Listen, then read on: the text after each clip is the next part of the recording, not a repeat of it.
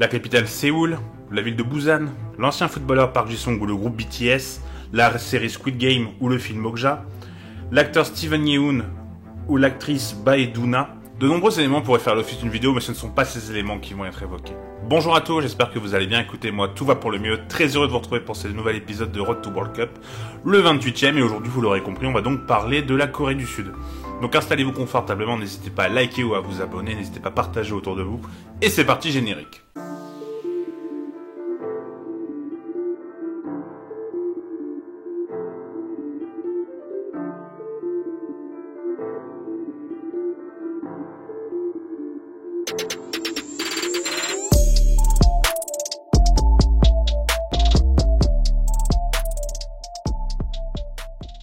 La Corée du Sud va donc participer à sa 11e Coupe du Monde, et ils ont fini une fois 4e, c'était en 2002, donc il y a 20 ans, c'était une Coupe du Monde qui avait lieu chez eux et avec leurs voisins japonais, et ils avaient fini 4e, mais c'est une 4e place qui était plutôt controversée.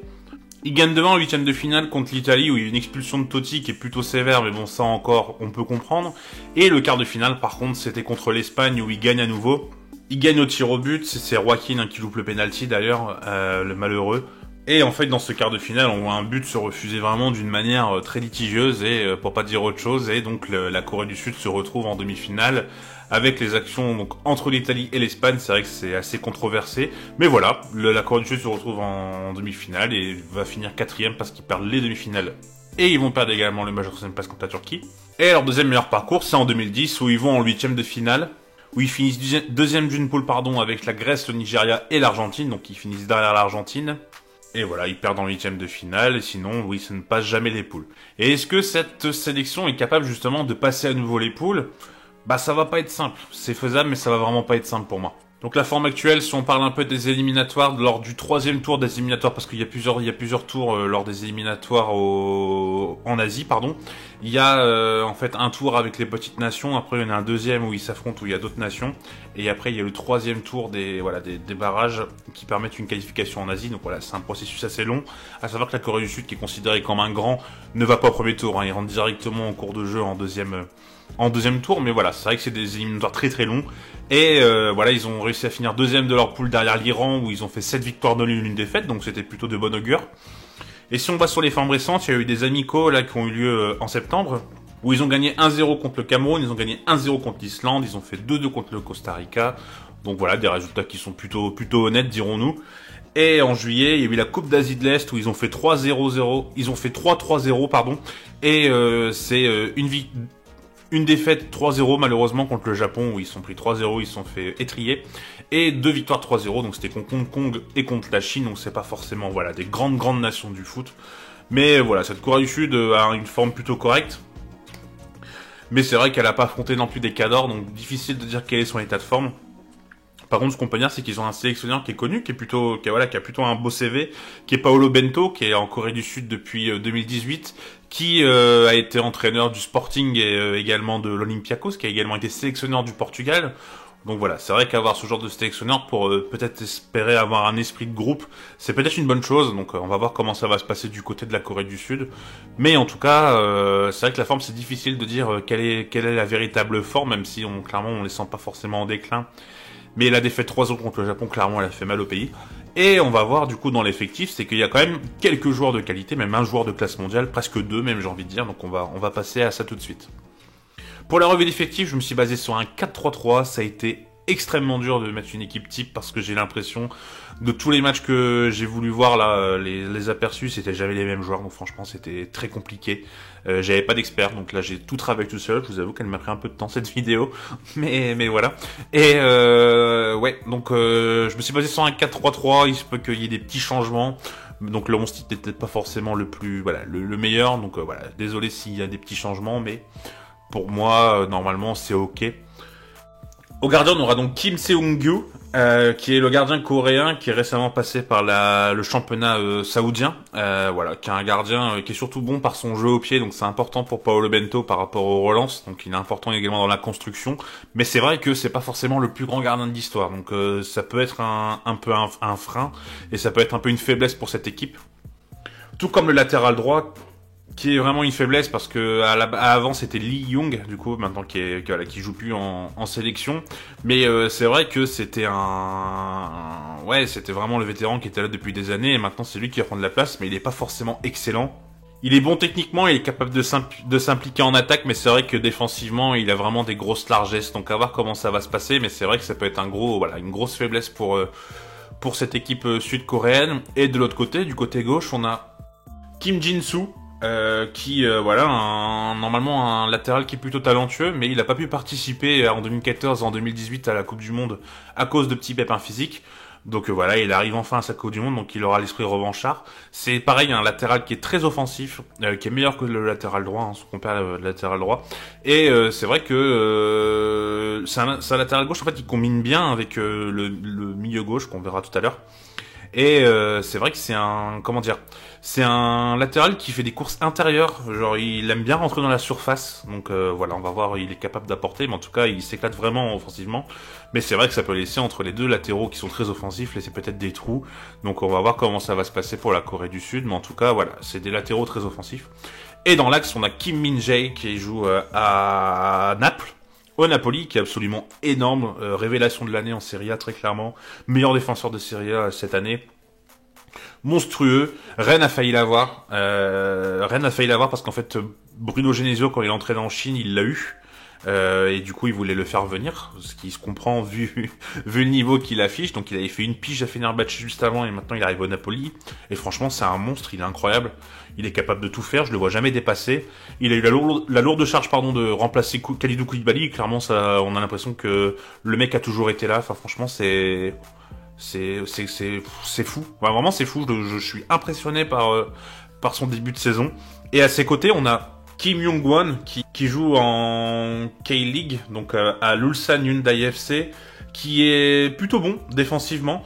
Va falloir voir comment il va se positionner défensivement justement par rapport à Kim, mais clairement ce sera la clé. S'il est bien positionné et que tout va bien avec l'association avec l'autre Kim du coup, ce sera super, parce que voilà, c'est un défenseur qui est capable de faire, qui est plutôt bon niveau tacle et niveau blocage, donc voilà, c'est vraiment le défenseur qui part à l'abordage, et c'est vrai que par moment il peut se faire prendre, donc voilà, on va voir comment ça va se passer. Mais en tout cas cette défense centrale, Kim Min-jae franchement est bien au-dessus des trois compères défensifs d'ailleurs, mais on va voir comment ça va se passer. Et au milieu défensif du coup ce sera Jong Woo-young, qui est plutôt bon défensivement, clairement c'est un peu le métronome de cette équipe. C'est lui qui est capable d'arrêter les contre-attaques justement par rapport au fait que les latéraux montent, c'est vraiment le joueur essentiel en transition défensive. Donc lui il est très intéressant, il a 32 ans désormais, et c'est un joueur qui va clairement la Corée du Sud aura besoin de lui pour gagner les batailles au milieu de terrain, car c'est clairement le meilleur défensivement de ce trio. Et devant j'ai un petit doute, j'ai mis Wang In-beom, ou sinon ça pourrait être Lee Kang-in. Alors Wang In-beom, j'avoue que je le connais pas du tout, donc j'aurais du mal à vous en parler, mais de ce que j'ai pu voir et pu lire, ça a pas l'air d'être forcément le joueur le plus talentueux, dirons-nous. On le voit pas forcément sur le terrain, donc c'est pour ça que j'ai mis Lee Kang-in, qui joue du côté de de Majorque, je crois. Et il était à Valence avant. En fait, il était à Valence et il était prévu comme un crack sud-coréen. Et franchement, quand Valence l'a eu, on s'est dit que ça allait être ça a été un super joueur. Et c'est vrai qu'il a eu un peu de difficultés. Là, il a rebondi. Je crois que c'est Majorque, je suis quasiment sûr. Où ça se passe mieux, où il a fait un bon début de saison là avec Majorque. Donc, à voir comment les choses vont évoluer. Mais c'est pour ça, moi, je pense que ce sera plus lui que Wang In-beom, et de ce que j'ai vu là c'était plus lui, donc voilà, j'ai un petit doute là-dessus, mais en tout cas on verra comment ça va se passer. Mais voilà, moi j'ai une petite préférence pour Kang In-lee très clairement, parce qu'il est un peu plus créatif, il est un peu plus il a plus beau à avoir joué. Pour être tout à fait transparent, Wang In-beom, quand j'ai voulu regarder des clips, parce que je vais pas regarder les matchs de la Corée du Sud, il me manque de temps, c'est vrai que j'ai rien vu de transcendant, donc voilà, c'est pourquoi moi j'ai une petite préférence pour Kang In-lee. Et à côté, ce sera mon joueur à suivre, c'est Lee Jae-sung, qui joue du côté de Mayence, qui est vraiment un très bon joueur, qui a un milieu vraiment porté vers l'offensive, mais qui rechigne pas pour défendre. Par exemple, il est préféré à Angelo Fulgini à Mayence, donc ça vous montre quand même le niveau du joueur. C'est un joueur moi que j'aime bien, qui est vraiment bon, capable de faire pas mal de passes, on en reparlera après, mais en tout cas c'est un élément fort de cette équipe de Corée du Sud. Et le trio offensif, franchement, il est plutôt qualitatif. On a Wang Hee-chan, qu'on a connu du Rasenball Sport Leipzig, qui joue maintenant à Wolverhampton, qui est voilà, un ailier en tout cas en sélection, qui est plutôt correct, qui me plaît pas mal. À Leipzig, c'était plus que compliqué, mais là, Wolverhampton va pas très bien, mais de ce que j'ai pu voir, c'est pas le pire. Voilà, en fait, c'est un joueur qui est très remuant sur le flanc, sur son côté, qui a un vrai problème de finition, par contre, très clairement.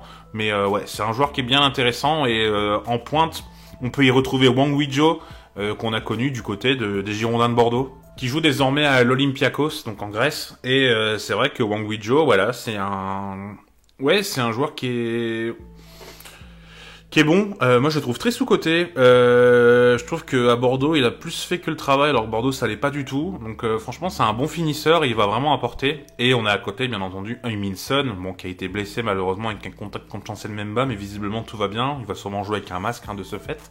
Mais c'est vrai que Heung-min Son, voilà, pas besoin d'en dire plus, hein. C'est un joueur vraiment très bon, belle qualité de dribble, voilà, ambidextre. Cette saison, c'est un peu compliqué pour lui à Tottenham. Après, c'est un jeu qui est pas très offensif, donc c'est un peu dur pour lui de briller. Mais ouais, Heung-min Son, par contre, ouais, si, petit truc, faut arrêter de dire qu'il est sous-coté. Tout le monde en parle, donc arrêtons là-dessus. Je vois pas pourquoi tout le monde dit que Heung-min Son est sous-coté. Bref. C'est au même niveau que Thomas Müller est sous-coté. Hein. Voilà, non. Arrêtons les bêtises là-dessus. Bref. Ouais, voilà. Franchement, ce trio offensif, je le trouve plutôt de bonne qualité. Et voilà, ce sera pas simple pour les défenses adverses d'arrêter ce trio. Mais par contre, c'est vrai que défensivement, il y a l'air d'avoir des largesses et des lacunes. Donc c'est pourquoi cette Corée du Sud, je suis pas très optimiste pour leur chance d'aller en huitième de finale. Et ils seront dans la poule, en plus, assez compliquée avec le Ghana, l'Uruguay et le Portugal. Donc le Portugal me semble être un favori assez légitime. L'Uruguay, on en a parlé, hein, ils ont un bon type, donc ça va pas être simple. Et le Ghana, on en a aussi parlé, c'était la deuxième vidéo. Et le Ghana, il y a des vraies forces. J'ai l'impression que là, ils se portent vraiment bien. Leur match qu'ils ont fait là, il y a quelques jours, était très bon. Donc franchement, moi, si je vais faire un prono, la Corée, pour moi, serait dernier du groupe, malheureusement. Après, s'ils se qualifient, je tomberai pas de haut non plus. Mais franchement, j'ai du mal à les voir se qualifier. Donc voilà, ouais, pas très optimiste pour la Corée du Sud, très clairement. Surtout que, ouais, franchement, c'est pas la meilleure nation asiatique, hein, donc c'est pas sur eux que je parierais si une sélection asiatique va en huitième de finale. Et pour mon joueur à suivre, du coup, je vais vous parler de Lee Jae-sung, donc qui joue du côté de Mayence en Bundesliga, qui, ouais, comme j'ai dit, voilà, est titulaire à la place de Fulgini. En tout cas, il est préféré très clairement. C'est un milieu qui peut être capable de jouer 10. C'est pas un vrai 10. C'est un 8 porté vers l'offensif, moi je trouve. Mais voilà, qui est capable de marquer, qui est capable de créer des occasions, de faire des passes décisives. Il est capable aussi, en fait, il est toujours, je trouve qu'il est toujours bien placé pour recevoir le ballon. Il arrive toujours à se mettre dans les interlignes pour récupérer le ballon dans les intervalles. C'est vraiment lui le créateur de l'équipe de Mayence, en tout cas. Et voilà, je trouve que c'est un joueur qui est plutôt intéressant. J'avais envie d'en parler parce que, c'est vrai que, vous regardez pas forcément Mayence et, voilà, moi, c'est vrai que je suis fan du Bundesliga, donc Mayence, j'ai regardé quelques matchs, surtout l'année dernière, cette année peut-être un petit peu moins. Et, ouais, je trouve que c'est un joueur qui est très intéressant, qui méritait d'être un peu mis en avant. Donc c'est pourquoi je vous en parle. J'espère que la vidéo vous aura plu. Écoutez, moi j'ai pris beaucoup de plaisir à parler de la Corée du Sud. Ça a été très compliqué parce que comme je vous ai dit, j'avais pas d'experts, pas de personnes qui ont pu m'aider, donc ça a été assez difficile. Ça m'a demandé beaucoup de travail. En tout cas, voilà, dites-moi vous ce que vous pensez de la Corée du Sud. Est-ce que vous pensez que la Corée du Sud va se qualifier ou pas? Est-ce que vous avez un bon sentiment pour eux ou pas? En tout cas, on se retrouve très bientôt. La prochaine vidéo sera sur l'Argentine, l'épisode numéro 29. Et je vous dis à bientôt. Tchuss!